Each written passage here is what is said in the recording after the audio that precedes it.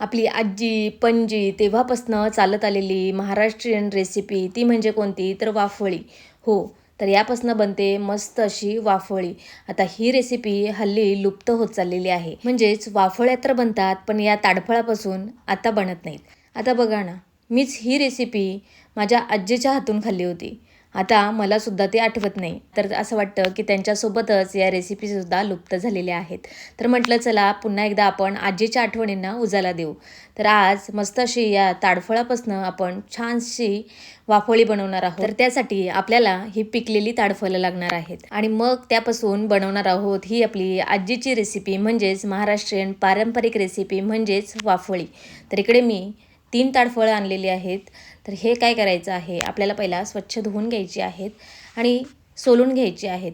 त्याच्यानंतर याचं आपल्याला गर काढून घ्यायचं आहे. आता ही जी ताडफळं आहेत ती मी गावाकडनं येताना आणली होती. जेव्हा आपल्याला मार्केटमध्ये ताडगोळे विकायला मिळतात त्या अर्थी ही पिकलेली ताडफळं थोडी कमीच बघायला मिळतात. पण मी जेव्हा गावाला जायची ना तेव्हा रस्त्यामध्ये हे ताडाचं झाड होतं. तर त्यावर ही बरीच अशी ताडफळं होती. तेव्हा मी ठरवलं होतं की ज्या वेळेस हे पिकतील त्यावेळेस मी घेऊन जाईन आणि नेमकी ज्या वेळेस पडली त्यावेळेस मी नेमक्या तिथे हजर होती. तर म्हटलं चला आज ही रेसिपी तुम्हाला तर दाखवायलाच हवी. चला तर इकडे ताडफळ जे आहे ते आपण व्यवस्थित असं सोलून घेतलेलं आहे आणि सोलून घेतल्यानंतर महत्त्वाचं म्हणजे हे आतमध्ये व्यवस्थित असं चेक करून घ्यायचं की आतमध्ये खराब तर झालेलं नाही ना, कारण हे ना जास्त गोड असतं आणि त्याच्यामुळं लवकर खराबही होतं. तर आता याचा आपण गर काढून घेणार आहोत. तर याच्यावर थोडं थोडं पाणी टाकत राहायचं आणि याचा जो गर आहे तो व्यवस्थित असा काढून घ्यायचा आहे. आणि खरं सांगू हे जे करत असताना याचा जो सुगंध दरवळलेला आहे सगळीकडे गोड आणि मस्त असा वास सुटलेला आहे. असं वाटतं असंच खाऊन घ्यावं. आणि खरं तर याचा ज्यूससुद्धा बनतो आणि रेसिपी तर भरपूर साऱ्या बनतात. तर इकडे आपण चाळणीने पहिला चालवून घेतलेला आहे. तर इकडे बघा या पद्धतीने व्यवस्थित असा मस्त जाडसर आपला ताडफळाचा जो ज्यूस आहे तो काढून झालेला आहे. आता हे ना सगळं आपण एका डब्यामध्ये भरून ठेवू आणि बाजूला ठेवू. आणि आता आपल्याला वाफोळीच्या रेसिपीची पुढची तयारी करायची आहे. तर त्याच्यासाठी आपल्याला इकडे पहिला तांदूळ लागणार आहेत. तर इकडे मी रेशनचे तांदूळ घेतलेले आहेत. तुमच्याकडे जे असतील ते तुम्ही घेतले तरी चालतील. पण इकडे माझ्याकडे रेशनचे तांदूळ होते तर ते मी घेतलेले आहेत. आणि हे ना व्यवस्थित असं 4-5 पाण्यामध्ये आपल्याला स्वच्छ धुवून घ्यायचे आहेत. तर या पद्धतीने मी स्वच्छ धुतलेले आहेत. त्यानंतर चाळणीने पुन्हा एकदा चाळून घेतलेले आहेत आणि हे ना पाणी निथळत आपल्याला असंच ठेवायचं आहे. थोडंसं कोरडं झालं की कपड्यावर पसरवून हे आपल्याला व्यवस्थित सुकवून घ्यायचे आहेत. तर इकडे बघा या पद्धतीने मी तांदूळ जे आहेत ते फॅनखाली सुकवलेले आहेत आणि सुकल्यानंतर हे आपल्याला मिक्सरला बारीक वाटून घ्यायचं आहे. तर आता पावसाळ्याचे दिवस आहेत त्याच्यामुळं मला पूर्ण रात्र आणि 1 दिवस लागला हे तांदूळ कोरडे करायला. आणि आता याच्यामध्ये आपण जिरं घालून घेणार आहोत कारण जिऱ्यामुळं आपण जी रेसिपी बनवणार आहोत वाफोळीची तिला छानपैकी चव येते. आणि त्यानंतर आपण मिक्सरला रवाळ वाटून घेणार आणि चाळणीमध्ये व्यवस्थित तसं चाळून घेणार आहोत. तर आपल्याला याचा पीठ नाही पाहिजे, फक्त रव्यासारखं जाडसर ठेवायचं आहे. तरच आपली वाफोळी जी आहे ती छानपैकी बनली जाईल. आता काय करायचं आहे, गॅसवर पाणी उकळायला ठेवायचं आहे आणि त्याच्यात आपल्याला गूळ घालून घ्यायचा आहे. तर इकडे मी 1 तांब्याभर पाणी घातलेलं आहे आणि 1 वाटीभर गूळ घेतलेला आहे. आता ही प्रोसेस जी आहे ती आपल्याला रात्रीच करायची आहे आणि गूळ फक्त आपल्याला वितळवून घ्यायचा आहे, उकळवायचं नाही. त्याच्यानंतर याच्यामध्ये आपण दही घालणार आहोत आणि जे रवा बनवलेला आहे तर ते 2 वाट्या जे आहेत ते आपण या पाण्यामध्येच मिक्स करून घेणार आहोत. आता रात्री करायचं कारण म्हणजे जेव्हा आपण हे रात्री करतो तर रात्री व्यवस्थित असं भिजलं जातं म्हणजे सकाळी याची वाफोळी जी आहे ती छानपैकी तयार होते. आता इकडे बघा या पद्धतीने आपण करून घ्यायचं आहे. पातळ अजिबात ठेवायचं नाही आहे आणि याच्यामध्ये आपल्याला चमचाभर हळद घालायची आहे आणि पुन्हा एकदा मिक्स करून घ्यायचं आहे.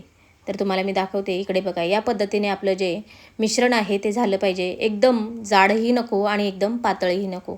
तर हे आपण रात्रभर भिजत ठेवू. तर चला रात्रभर भिजत घातल्यानंतर सकाळी इकडे बघा पीठ जे आहे म्हणजे जो रवा आहे तो व्यवस्थित असा फुललेला आहे आणि अजून घट्ट झालेला आहे. आता हे ना आपल्याला पुन्हा पातळ करून घ्यायचं आहे. पण याच्यामध्ये आपण पाणी घालणार नाही आहोत. तर आपण जे ताडफळांचा जो गर काढलेला आहे तोच आता आपण याच्यामध्ये थोडं थोडं मिक्स करून हे व्यवस्थित असं पातळ करून घेणार आहोत.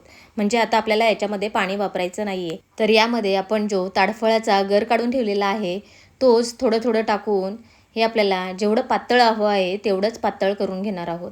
एकदम जाडही नाही ठेवायचं आणि एकदम पातळही नाही. तर या पद्धतीने जो आपला तांदळाचा रवा आहे तो मिक्स करून झालेला आहे. आता यामध्ये आपल्याला खोबरं घालायचं आहे. आता तुमच्याकडे जर ओलं खोबरं असेल तर ते तुम्ही घालू शकता. आता माझ्याकडे नव्हतं तर मी इथे सुकं खोबरं वापरलेलं आहे. त्यानंतर वेलची टाकलेली आहे सुगंध येण्यासाठी आणि चवीनुसार आपण मीठ घातलेलं आहे आणि हे पुन्हा एकदा व्यवस्थित आपल्याला मिक्स करून घ्यायचं आहे. तर इकडे बघा मिक्स व्यवस्थित करायचं, कारण आता आपण वरून खोबरं, मीठ आणि वेलची घातलेली आहे, तर ते व्यवस्थित असं मिक्स व्हायला पाहिजे म्हणून. आता आपल्याला अशा गोल प्लेट लागणार आहेत आणि त्यावर ठेवायला काड्या लागणार आहेत. तर इकडे माझ्याकडे आईस्क्रीमच्या काड्या होत्या, त्याच मी इथे वापरलेल्या आहेत आणि प्लेटला आपल्याला थोडं थोडं तेल लावून घ्यायचं आहे. आता सगळ्या प्लेटला मी इकडे तेल व्यवस्थित असं लावून घेतलेलं आहे आणि आता जे आपण मिश्रण करून ठेवलेलं आहे ते मिश्रण या प्लेटमध्ये टाकून व्यवस्थित असं प्लेटमध्ये गोल पसरवून घेणार आहोत. आता मी फक्त 1.5 चमचा इथे प्लेटमध्ये टाकलेला आहे. जर प्लेट छोटी असेल तर 1 चमचा पुरेसा आहे किंवा मोठी असेल तर आपल्याला जास्तही लागू शकतं. तर इकडे 1.5 चमचा मी वापरून इथे पूर्ण प्लेटमध्ये पसरवून घेतलेलं आहे. आता हे जे मिश्रण आहे ना ते प्लेटमध्ये पसरवत असताना एकदम जाडही नाही ठेवायचं आणि एकदम पातळही नाही आणि सगळीकडे व्यवस्थित सारखं असं पसरवून घ्यायचं आहे.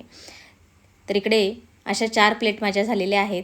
आता इकडे आपल्याला एक पातेलं लागणार आहे आणि त्यामध्ये आपल्याला पाणी टाकायचं आहे, कारण हे आपल्याला वाफोळी म्हणजे आपल्याला वाफेवरच शिजवायची आहे. तर त्यामध्ये मी रिंग घातलेली आहे आणि या ज्या प्लेट आहेत त्या आपल्याला त्या रिंगवर ठेवायच्या आहेत. आता एक प्लेट ठेवली की त्यावर ज्या आपण आईस्क्रीमच्या काड्या घेतलेल्या आहेत त्या ठेवलेल्या आहेत. आता तुमच्याकडे आईस्क्रीमच्या नसतील, गावाकडे जर असेल तर तुमच्याकडे दुसऱ्याही काड्या असल्या तर त्या तुम्ही वापरू शकता. आता माझ्याकडे नव्हत्याच म्हणून मी याच वापरलेल्या आहेत आणि याच पद्धतीने 4ही प्लेट आपल्याला व्यवस्थित अशा लावून घ्यायच्या आहेत. आता प्लेट लावताना जरा व्यवस्थित लावल्या पाहिजेत, नाहीतर एकमेकावर पडायला नको, म्हणून काड्या थोड्याशा मोठ्या असल्या तर अजून चांगलं. आता हे आपल्याला झाकण ठेवून 20 ते 25 मिनटासाठी शिजवून घ्यायचे आहेत. तर इकडे मी 20 मिनटं शिजवलेलं आहे. आता 20 मिनटानंतर आपली वाफोळी जी आहे ती व्यवस्थित अशी तयार झालेली आहे. आता हे थोडंसं थंड झालं की या प्लेट ज्या आहेत त्या आपण पातेल्यामधनं बाहेर काढून ठेवायच्या आहेत आणि याच पातेल्यामध्ये मी आता दुसऱ्या ज्या वाफोळ्या आहेत ते शिजायला ठेवणार आहे. तर इकडे ज्या काढून ठेवलेल्या वाफोळ्या आहेत त्या व्यवस्थित थंड झालेल्या आहेत. आता मी एका कलथीच्या सहाय्याने तुम्हाला काढून दाखवते. एकदम इझिली ह्या निघल्या जातात. तर इकडे बघा आपण तेलसुद्धा लावलं होतं आणि थंड झालं ना की व्यवस्थित अशा निघतातसुद्धा. तर कलथी एकदा व्यवस्थित अशी फिरून घ्यायची आहे आणि तुम्हाला दाखवते. तर इकडे बघा ही वाफोळी जी आहे ती मस्त अशी प्लेटमधून अलगद वेगळी झालेली आहे, थोडीही चिकटलेली नाही. आणि अशाच आता ज्या बाकीच्या वाफोळ्या आहेत त्यासुद्धा आपण एक एक करून सगळ्या बाहेर काढून घेणार आहोत. आणि वाफोळी जी आहे ना ती प्लेट एकदम थंड झाली तरच बाहेर काढा.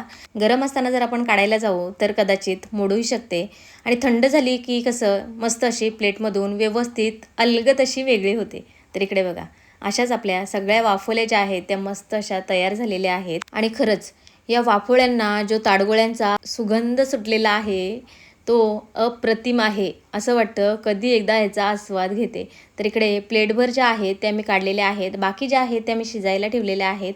आणि जर तुम्हालासुद्धा अशी ताडफळं जर भेटली तर त्याच्यापासून ही रेसिपी तुम्ही एकदा तरी नक्की ट्राय करा.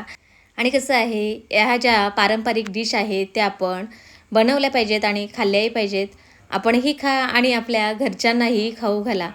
तर आज काय आमच्याकडे तर महाराष्ट्रीयन पारंपरिक जी वाफोळीची रेसिपी होती, म्हणजेच आपल्या आजीच्या बटव्यातून आलेली जी रेसिपी होती ती फायनली आज आमच्या घरी मी बनवलेली आहे. आणि मी सुद्धा ही पहिल्यांदाच बनवले बरं का, तरी सुद्धा अप्रतिम झालेली आहे. तर चला तुम्ही सुद्धा नक्की ट्राय करा. पुन्हा एकदा नेक्स्ट ब्लॉगमध्ये. तोपर्यंत बाय.